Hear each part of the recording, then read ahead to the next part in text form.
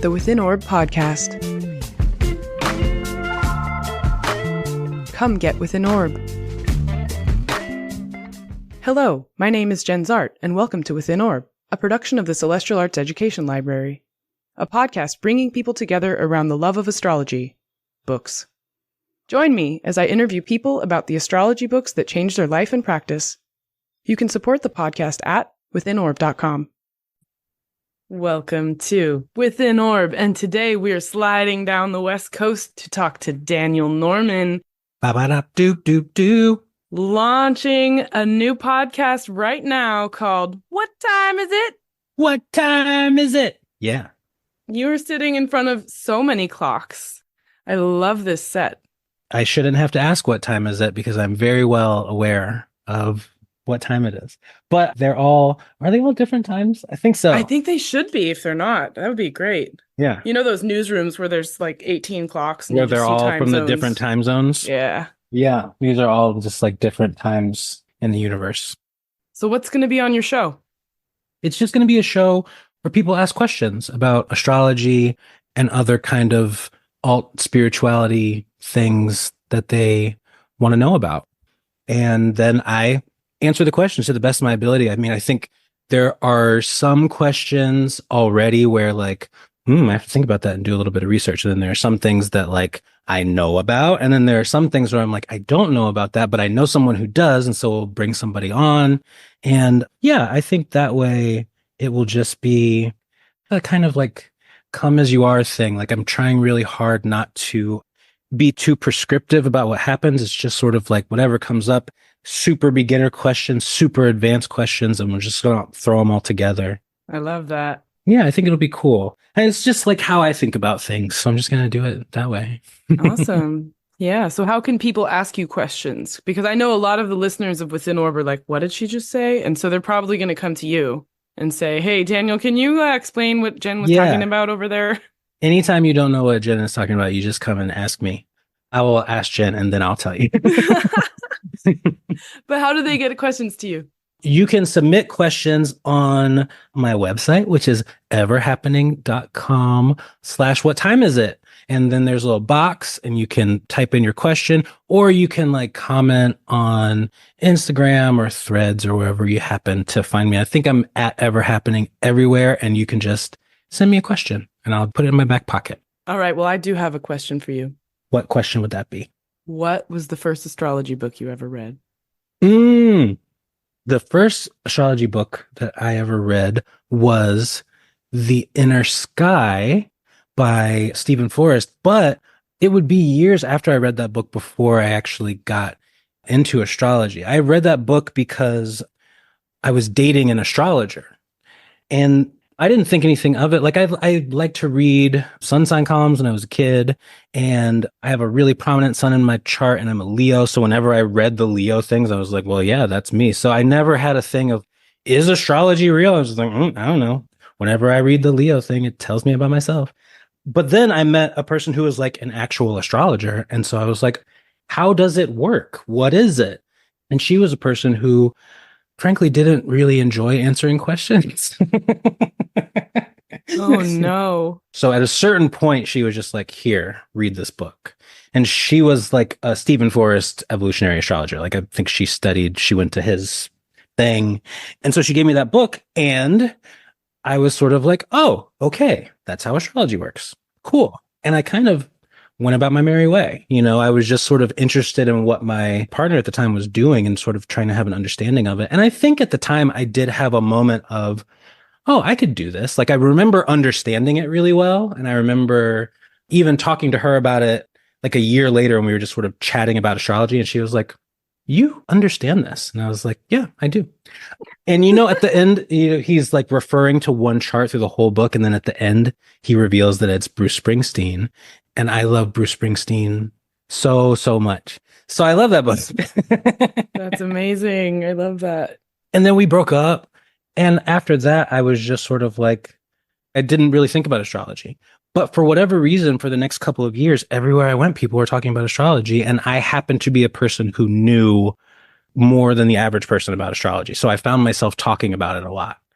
And then the end of 2018, my wife was pregnant with twins and my daughters were born. This is a little bit sad. This is a lot sad. My daughters were born super premature, like they were born like 4 months early. And my daughter, Lucia, passed away after like 11 days. And a couple weeks after it happened, I heard that day, the day that she passed, was an eclipse. And from what I knew about astrology, I knew that that was significant, but I didn't know why. And so then I started trying to figure out why. So I just started searching for things and slowly but surely fell down the rabbit hole, you know? I was looking for information about that eclipse and I really couldn't find it. Actually, now I know that eclipse was like barely an eclipse. Like most astrologers weren't talking about it. The eclipse a couple weeks beforehand was like a big deal, but the other one was almost not an eclipse. And I ended up getting like a Chani workshop for, it was either the new or full moon in Aquarius at the beginning of 2019. She has a little, work with the moon. And so I did that and I thought it was interesting. And actually the thing that really pulled me into astrology was at one point in explaining how it all works, she goes, now I work with whole sign houses. And if you don't work with whole sign houses, like that's your thing and that's cool. And that's just what we're doing here. So, and I was like, this sounds controversial. I was like, I have no idea what she's talking about, but I was like, why is she being so like careful around this? And so then I Googled whole sign houses astrology and oh my God, I found so many things and all these arguments and blah, blah, blah, blah, blah. And I was like, there are people that are arguing about that. I don't even know what this person is talking about. And then there are other people who are like upset with each other about this. And, I'm a messy bitch who loves drama. So I started learning about it. You got hooked by the house debate. I got hooked by the house debate. I think I listened to the astrology podcast episode about houses and I did not know what anyone was talking about. But I just kept listening until I did know what everyone was talking about. I think it's called Why Whole Sign Houses Are the Best House System. And then by the end, I was like, oh, okay, I understand what house systems are. But I enjoyed it. I once had a really awesome conversation with Jessica Lanyadoo about interceptions in Campana's house system. Oh, yeah. I would be interested to know more about intercepted signs. I don't really know what to do with them. They're mysterious to me, for sure. Maybe that's because of the whole sign dominance right now, because it used to be very common to talk about an interception and what it might mean, and even books about them, Chris McRae. Yeah. No, I think you're right. I mean, I'm of that crop of astrologers that started with traditional astrology. So there are a handful of things like that, and intercepted signs are one of them that I'm just like, well, I'm not sure. Yeah. How to do that. Well, okay, so you got in through the inner sky, and then like the history of astrology, it went underground for you, as it did in the 20th century, and then you had this revival. And so, if you were going to be on a desert island and you could only take 3 astrology books with you, which ones would you bring? I would bring On the Revolutions, the Solar Return book by Abu Mashar, the old green book, with the caveat, however, that I want to bring all of the notes and recordings of Dr. Olomi elucidating all of these techniques. I really think actually that you're missing a really big chunk of what's going on in this text without Dr. Olomi there or anyone there to provide context for the techniques, for the worldview. I mean, no shade, but there are literal parts where Ben Dykes in the translation is like, this doesn't make any sense and you should ignore it. And then Dr. Olomi talks about it. I'm speaking specifically of the Lord of the Orb or the Lord of the Turn is one that Ben Dykes is like, this is dumb. Don't do it. And then Dr. Olomi has this lecture where he explains how to do it and why you would do it and where it fits in the tradition and you know what I mean? Can you give us a short summary of what Lord of the Orb is? I remember talking about that with Camm on episode 5 of Within Orb. So what is the Lord of the Orb to refresh us? So you take the hour of the birth, so planetary hours, you take the hour of the birth and then you assign each hour to one of the signs in Chaldean order. And what that does, according to Dr. Lomi, is it makes up this Time Lord technique where not only are they other significators, but it also makes this 7-year cycle that you can follow. And then you also pay attention to when the Lord of the hour coincides with the perfection of the year. And then that puts a stamp on that year and says, hey, pay attention to this year because this is when some stuff is going down. And you can also just pay attention to like every time a year comes to Mercury, there's a continuing story that is playing out there. So it's a really interesting technique. And in my experience with this stuff, or as far as I can tell with how I've been working with it, this text is really tricky because it's everything that you could possibly do. It's just like, all right, so we're going to look at the year and it has 21 significators, the first one, and then you go through literally every one, and it's a lot. It's too much in a certain sense. But what I think is going on there is that when you have all of these significators, all of these different ways of looking at things, then you can kind of see where one thing seems to be activated on a bunch of different levels. And then you can say something pretty concrete about that thing. Like all these techniques seem to me to just sort of point to what to emphasize, because when you're looking at a year of someone's life, a lot of stuff happens. It's funny in consultation. I mean, it's not funny. It's understandable in consultation with people, but we are very interested in sort of having like a unifying theme and like a main thing that's going to happen. And that is not what life is like. Everything always happens. And sometimes there does seem to be in particular years or particular months or whatever, where it's like, okay, this is the main thing that is happening. This text is sort of good at finding those things. And also, my way of approaching doing astrology for people, I think, is that you familiarize yourself as much as you can with all of the things, all of the significations, all of the, this means this, and this means that, and this means this, and this means that, and this means this, and this means that. And I then don't worry too much about how to prioritize or whatever. Like, I think once you start doing it for someone, it's really about that creative synthesis in the moment. Having that familiarity with everything is what makes it so that you learn how to do that. So it's very like the Matrix, you know what I mean? Like in the text, he's like, you have to look at it from the root and also from the perfected sign and also from the ascendant of the year and also from the lot of fortune and the perfected lot of fortune and the lot of fortune of the year. And it's turning all of these charts in your mind. And this is the first from this and the third from that and the sixth from that and the and then you put it together that way. And I think that's a lot of fun. Yeah. It's like he's just giving you all of the things you could potentially need to have in your toolkit. And then you said creative synthesis, and it's like the chart will speak and say, look here. Exactly. Look here. But you need to have the range in your belt to be able to even understand how to rank something in the moment. Yeah, exactly. Exactly. So listen, he had also written a book on mundane astrology that talks about something that sounds a lot like what you just said about the Lord of the Orb. And it's this. There's a timing technique for the Saturn-Jupiter conjunctions called dwar, D-W-A-R. And it is also a 7 times 12 scenario.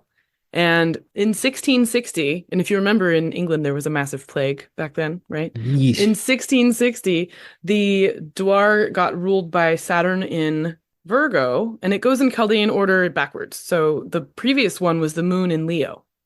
And the one before that would have been Mercury in Cancer. So we get to this point now where in 2020, not only was the Saturn-Jupiter conjunction a great mutation because we were moving to a new element, it was also a new dwar ruled by Jupiter in Libra, accompanied by a pandemic. But what you just said about the Lord of the Orb is like now you have your like mini version, right? So if your planetary hour ruler is Mercury, how do you get the assignment of the sign to it? And then it just trails through and you get these, it's like a mini scenario of that same exact dwar concept. That's 360 years versus 360, I'm guessing, days. Yeesh. Yeah, you're right. That's wild.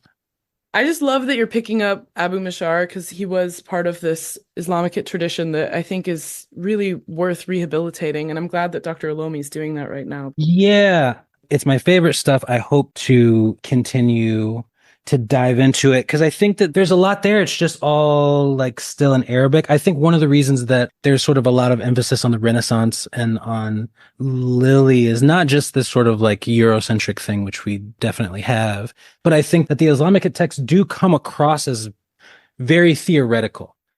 They have chart examples, but the nice thing about Lily is like there are a million chart examples and you can see what he's actually doing. And with a lot of the Islamic stuff, it seems to not be there. And on more than one occasion, I've heard people say that like it doesn't exist. Like no one actually did these things. These are all just theories. And you don't have to do that because no one was actually doing this. And the thing that we are beginning to learn is that there were lots of people that were really actually doing this. It's not available in English or in French or in Latin or whatever it is. So I think that the job of elucidating all that material is really important. Mm-hmm, mm-hmm. Imagine stepping into a room of 5,000 astrology books, turning a corner and stepping into a room of 2,000 more. The Celestial Arts Education Library is every astrologer's dream, and it can be yours. I invite you to come support CAELi before you can visit physically. Your support will mean the creation of 52 new episodes of Within Orb next year, 4 issues of the CAELi Review, our inaugural journal, and countless book talks, events, classes for our community. Visit our website, www.caeli.institute/support, to select your level of care. Please help support CAELi into the future, our future, so that we may study the future together. Thank you for listening. Please enjoy the rest of the show. So, what would be the next 2 books that you would add? I would bring Inside Degrees by Ellias Lonsdale. Is that his name? Yeah. Yes. It was a book that a friend got for me who is like not an astrology person, but they were just out and saw this astrology book and they were like, Daniel will like this. At that time, it was not the kind of thing that I was into. Like I was just like, ugh, what is this? But now it's so useful and it's so inherently magical. One of my favorite things to do with friends is just ask them their ascendant degree and then read the thing. And they're always like, why did that paragraph just describe my whole life? I'm like, yeah, I don't know why that paragraph just described your whole life, but it did. Do you have it next to you? Yes. All right. I'm going to look at the rising degree right now because that's the Fantastroid way. Oh, yes. Okay. We've got 24 Gemini. Rising at this moment in the bounds of Saturn. 24 Gemini, that makes it the 25th It is the 25th degree. degree. Yes. Which is a cave in deep ocean waters. Stunning ways to preserve lost knowledge and lost worlds. The treasure chest is full to bursting, a leavening agent, a corrective to shallow patterns of existence. You're able to be so multidimensional that vastly divergent realities can be lived simultaneously and often are. Care and effort stand behind this place over myriad lifetimes, countless, boundless, intact awareness held for the future. A contact point underneath conscious awareness, faithful to the cause, integrity above all. So that's exactly where we are. That's what we're doing. It's literally right now. So you're not on a desert island. You're on the cave underneath the desert island inside the water. Yeah, which is nice. That sounds nice to me. But the treasure chest is full and we're reaching boundless through time and space. Exactly. While Saturn is in Pisces in the bounds of Venus. So I've been doing endless bound chains of reactions of looking at the bound ruler of a degree and then the ruler is in a bounds of whom. And then you kind of go through like a dispositorship of bounds. Yeah. Sometimes it will point out like a secret ruler of the chart. All of a sudden, it all comes down to like this one little placement that you wouldn't pay attention to otherwise. But I don't think it's a secret. I think it's a mistranslation. Ooh, tell me. So the whole hierarchical weighting of essential dignities might have been a joke. What? Of a body, also Islamic astrologer kind of making it up, being like, okay, well, this would get 5 and 4 and 3 and 2 points, whereas Before that, the 5 categories of essential dignity were considered to be co-equal, and they just answered different parts of the question. That is fascinating. I mean, it makes sense because, I was just sitting with the Abu Mashar text last night, and there was just a section that was like how to tell if 2 significators are like in a good relationship with one another. And is like, well, you want to see if they are trine or sextile, or if they are in signs that have the same ruler, or if they're antitia, or if they're contra artesia, or if they're in the same bound or the same phase. And he makes a point in so many other places to be like, and this is less than this, and this is less than this, and this is less than this, and this is less than this. But with that particular thing, he didn't make a distinction between what was stronger than another thing. It was like all of these count as connections, as interactions. And I was thinking about it last night, like, if you're meant to weight these things and it's just somehow not in the text. So for you to say this now is like, holy Moses. Wow. Yeah, no, I mean, it's something that's been happening in the class I'm teaching. Just we've been talking about the bounds since last March, and just by paying attention to it, like, where's the sun now? Where's the sun now? Which bound is the current bound ruler in itself? And so you kind of start to see the manifest reality in totally different ways. Mm-hmm. Like 2 of my students working in hospitals. And so you'd see, like, the transition from Gemini to Cancer. Ooh, yeah, You got sure. Mars, Saturn, Mars, and where you just brought out that Saturn degree in Gemini. And that was just a tricky 2 weeks. And people are talking about Via Combusta in late Libra and early Scorpio, but I'm like, oh man, watch out for that Gemini Cancer transition, because that is a tough time of year. Yeah. So Ooh, that's a good point. Man. See, this is how people end up doing astrology, I think. It's so vast and so endless, and you learn something new all the time. In my own life, I've done like a lot of things. I was always kind of worried that I would never have a thing. I would never like settle into a thing. And I think the thing that really excited me about astrology that I figured out very early was there will always be something else for me to learn. Like, I'm never going to get to a place where I'm like, okay, yeah, I think I got it. And so I can move on with my life.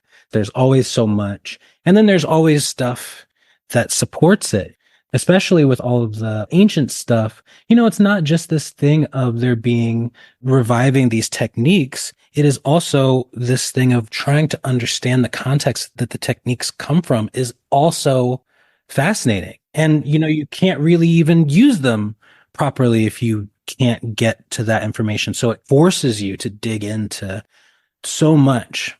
Yeah, that's what I love about it. yeah, and the magic inside of Lonsdale's inside degrees. I mean, which is insane. It's insane. We read 1 degree and had this whole tangent. I mean, I use it for like bibliomancy, or just like you just did a vibe check. If something weird happens and I'm like, what the fuck? And then I'll do a chart of the moment and I'll look up the rising degree and I'll be like, oh, you know what I'm saying? Like, I do it all the time. And just the notion that you could just be like, all right, well, I'm going to channel information directly from the zodiac and write it down, and that shit works. Like, it's real as fuck. I encourage everyone to try it at some point. It totally teaches you something about time, space, distance, 100%. meaning, quality of time. Oh yeah, no, I'm fully going to do it one day. I can't wait. Well, you can join the Fantasteroids project, fantasteroids.com.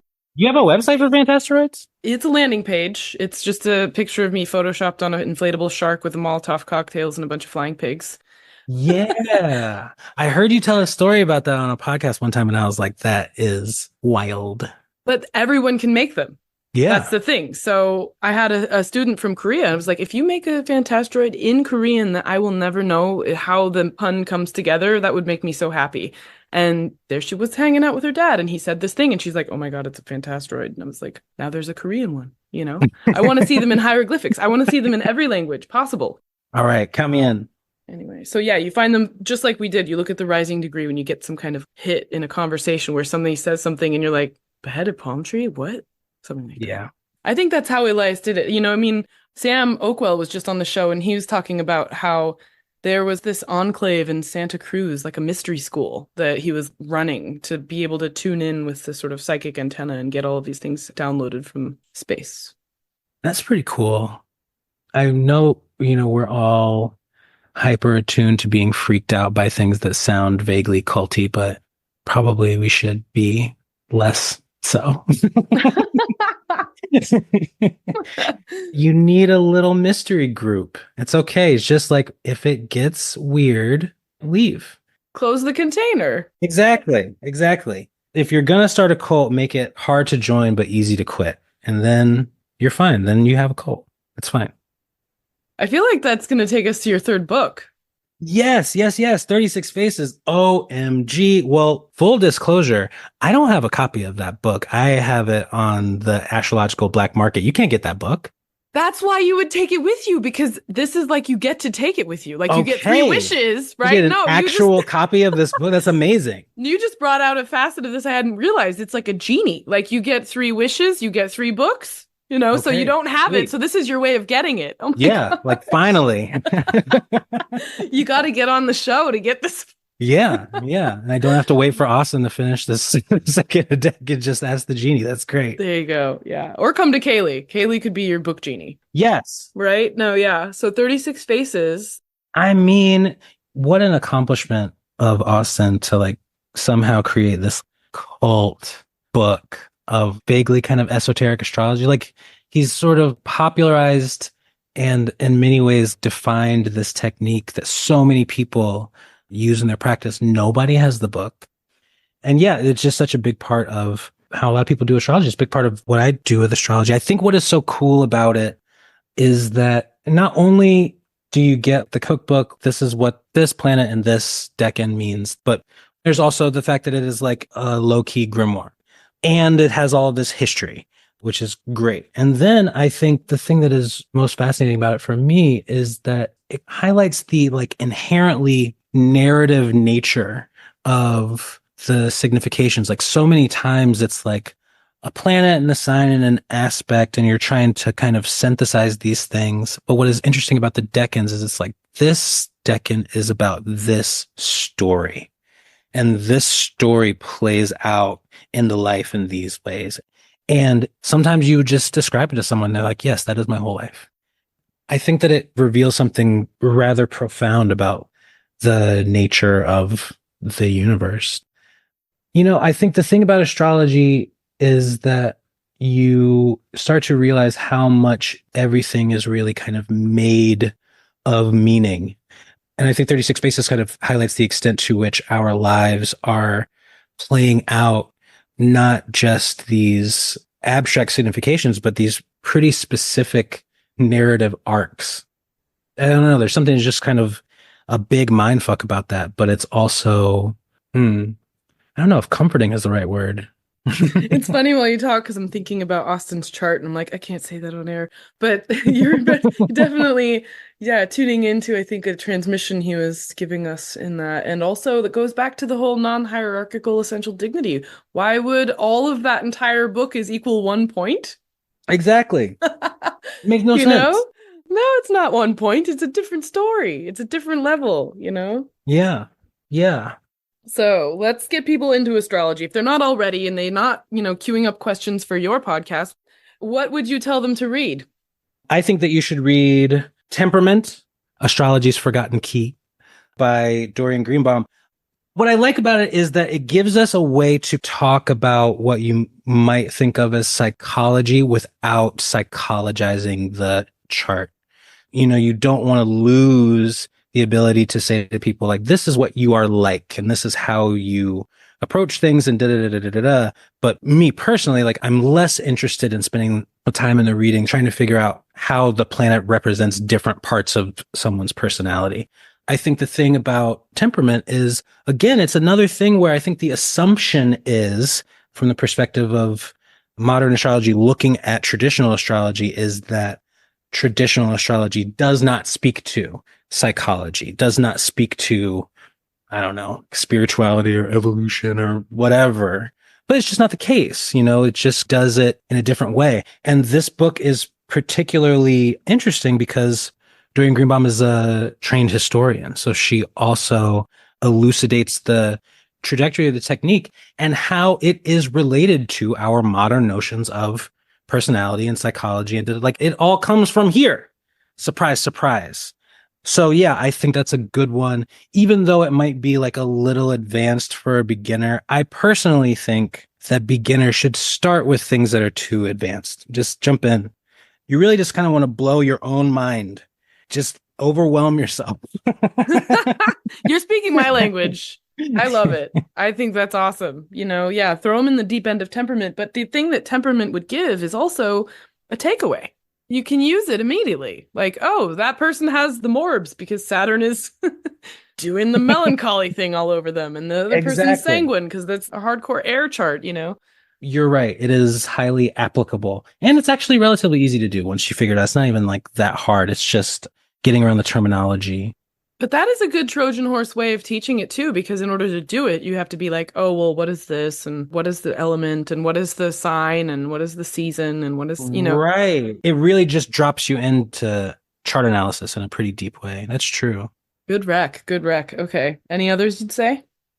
I think that you should also probably do Astrology and the Authentic Self, Demetra's book, which I know a lot of people have recommended, but you know why they're recommending it? Because it's really good. I mean, really, I think that you can get an insane amount of mileage out of that book. That can be your only astrology book for a really long time.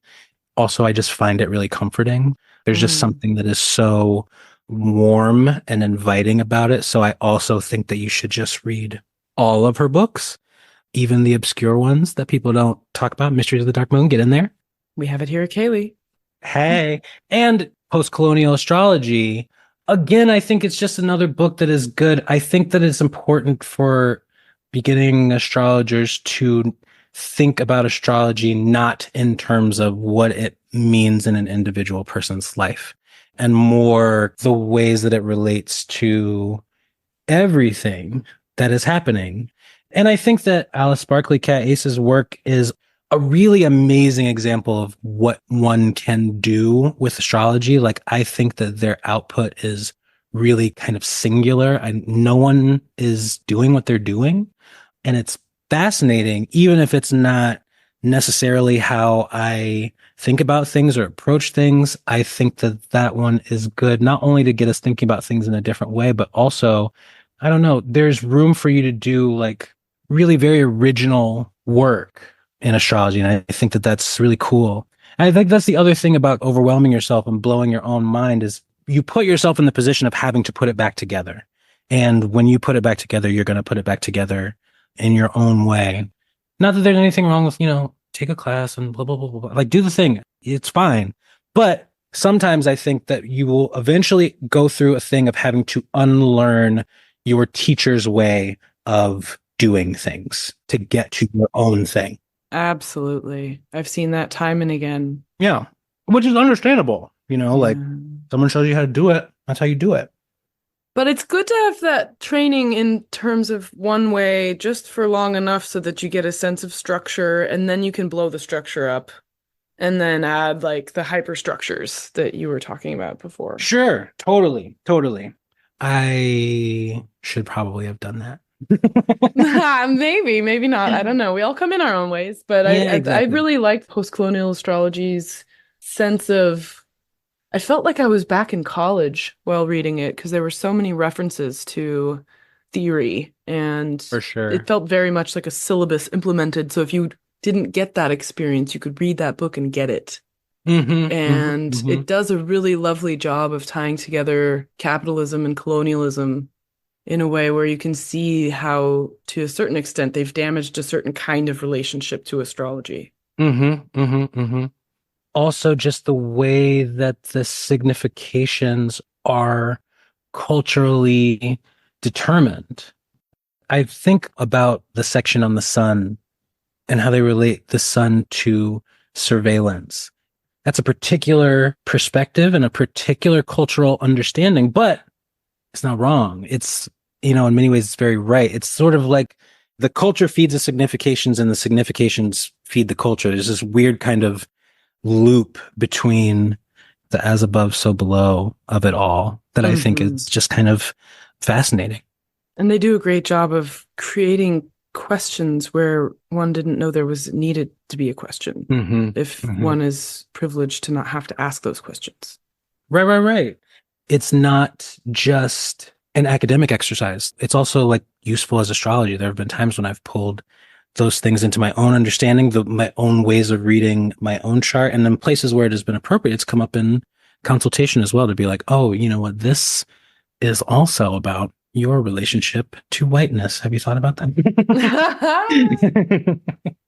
Well, yes, we need to all think more about that. And how can we keep having these conversations? I know people who have questions about all of the complicated things we talked about can ask you at everhappening.com/what time is it? What time is it? And how can people also find you otherwise? On Instagram and TikTok and Threads, it's at everhappening. On Twitter, which is still there, X, still there. It's at Daniel the Lion. I made it a long time ago, and so it's not the same as the other things. And then, of course, the website, everhappening.com.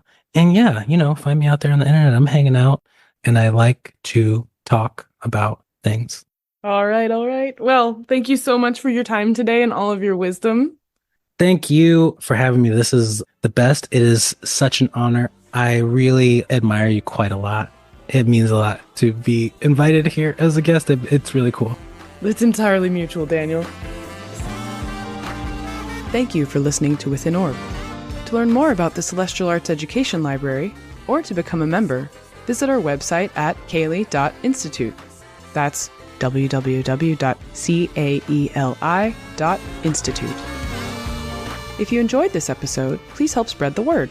Follow or subscribe to Within Orb in your podcatcher of choice, rate it 5 stars, or write us a happy review. This helps others find the show.